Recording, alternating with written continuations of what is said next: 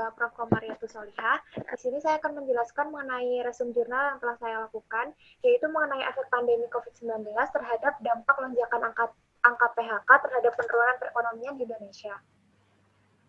Nama saya Lia Kurota Ayunin dengan NIM 185060700110003.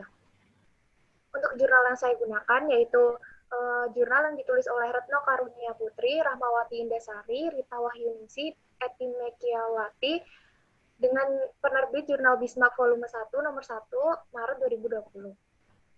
Untuk abstraknya, dengan adanya pandemi COVID-19, maka terdapat banyak dampak kepada kehidupan masyarakat, salah satunya pada sektor perekonomian. Jurnal ini memiliki tujuan untuk mengetahui keadaan dunia kerja karena banyaknya pekerja yang mengalami PHK dan juga mengetahui kebijakan yang diterapkan oleh pemerintah untuk melindungi hak para pekerja. Berdasarkan penelitian ini didapatkan bahwa banyak korban PHK serta pemerintah mengusahakan kebijakan-kebijakan terbaik untuk melindungi masyarakat dari adanya PHK. Yang pertama saya akan menjelaskan mengenai pendahuluan.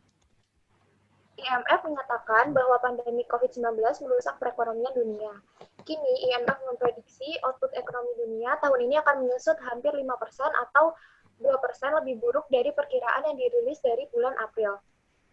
Dunia akan kehilangan output ekonomi senilai 12 triliun US dollar selama 2 tahun. Kebijakan di rumah saja menyebabkan banyak kegiatan ekonomi yang terhambat sehingga angka kemiskinan semakin meningkat, serta sektor industri mengalami kerugian besar hingga mengharuskan untuk memutuskan hubungan kerja atau PHK. Adanya pemutusan hubungan kerja menyebabkan pekerja kehilangan pendapatannya untuk memenuhi kebutuhan hidupnya dan keluarganya. Selanjutnya saya akan menjelaskan mengenai tinjauan pustaka. Untuk tinjauan pustaka terbagi menjadi 3 poin. Yang pertama yaitu mengenai Undang-Undang RI nomor 13 tahun 2003 pasal 150 sampai 151 yang memuat mengenai ketentuan pemutusan hubungan kerja. Yang kedua, hubungan kerja yaitu merupakan hukum yang mengatur hubungan antara pengusaha dan pekerja sesuai dengan perjanjian kerja. Yang ketiga, fakta menurut Menteri Ketenagakerjaan yaitu terdapat 2 juta atau lebih pekerja yang terkena PHK akibat adanya pandemi COVID-19. Serta UMKM memiliki dampak terbesar pada kasus PHK. Selanjutnya saya akan menjelaskan mengenai isi. Isi di sini merupakan resume dari materi yang telah saya lakukan. Untuk resume yang saya lakukan yaitu pada materi ketiga mengenai etika. Etika merupakan norma atau standar perilaku yang menjadi pedoman moral perilaku seseorang dan hubungannya dengan orang lain. Hubungan etika dan juga penelitian, untuk tujuan etika dalam penelitian yaitu untuk menjamin agar tidak ada seorang pun yang dirugikan untuk mendapatkan dampak negatif dari kegiatan penelitian. Berikut merupakan kegiatan-kegiatan tidak etis yang dapat terjadi dalam penelitian. Oleh karena itu, diharapkan peneliti mengetahui adanya etika yang harus dipahami. Oleh karena itu, dihubungkan dengan resume yang saya lakukan, etika yang harus dipahami oleh peneliti yaitu tidak boleh adanya manipulasi pada isi atau artikel dari jurnal yang sudah dikaji. Selanjutnya saya akan menjelaskan mengenai metodologi penelitian. Untuk metodologi penelitian menggunakan studi literatur yang dilakukan oleh penulis yaitu dengan melakukan pengkajian dari berbagai sumber berupa artikel, jurnal, atau dokumen-dokumen relevan dengan permasalahan yang dikaji. Teknik pengumpulan data yang digunakan dalam peneliti ini bersumber pada kasus yang diperoleh dari berbagai sumber dan referensi yang dijadikan satu menjadi bahan bacaan. Selanjutnya saya akan menjelaskan mengenai hasil dan pembahasan. Berikut merupakan data Kementerian Ketenagakerjaan mengenai PHK yang telah terjadi akibat COVID-19. Selanjutnya merupakan data Asosiasi Pengusaha Indonesia atau ASPIDO mengenai PHK yang terjadi karena COVID-19. Selanjutnya saya akan menjelaskan mengenai hasil dari resume ini. Yang pertama, terdapat perlindungan hukum terhadap pekerja yang mengalami pemutusan hubungan pekerja yang diatur pada pasal 62 UU Ketenagakerjaan pada tahun 2003. Menurut Menteri Ketenagakerjaan Ida Fauziah, maka terdapat jalan keluar yang dapat diambil selain PHK, yaitu dengan pengurangan shift, tidak diadakannya lembur, dan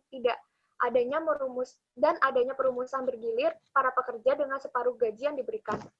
Namun, pada akhirnya, ketika pendapatan dan produktivitas dari perusahaan tidak mengalami peningkatan, pilihan PHK tetap akan diberlakukan.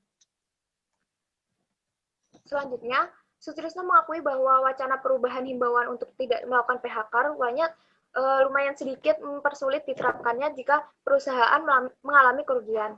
Jika sudah seperti ini, akibatnya saat ini bagi korban yang terkena PHK banyak sekali yang menderita dengan tabungan yang mulai menipis.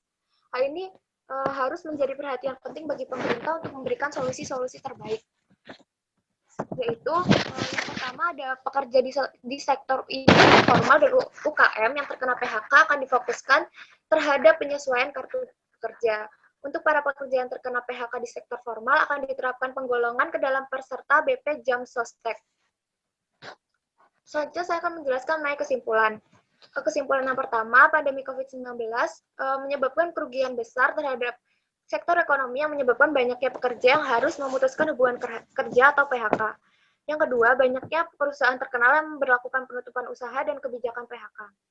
Yang ketiga, umumnya PHK tidak boleh dilakukan sepihak oleh perusahaan karena terdapat perlindungan hukum dalam pasal 62 UU Ketenagakerjaan tahun 2003.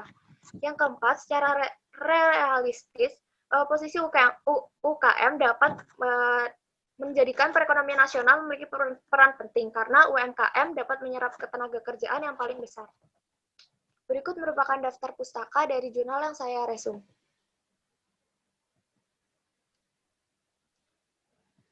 Cukup sekian dan terima kasih.